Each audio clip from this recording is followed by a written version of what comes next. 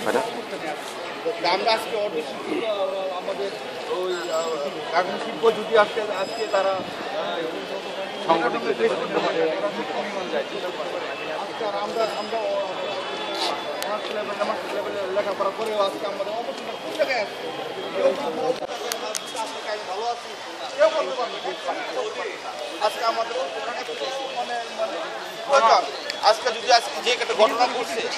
এই ঘটনার পরিপ্রেক্ষিতে আমরা যদি আজকে ঐক্যে আসতে পারি তাহলে আমরা কি এটা কি ভালো না আমাদের অপরাধ নাকি সবাই আমাদের দিকে তাকায় রয়েছে ময়মনসিংহের লোকজন কি বলে ওরা কিছু বলে না সবাই তাকায় রয়েছে আমাদের দিকে সময় আমরা সবাই একত্র হওয়ার জন্য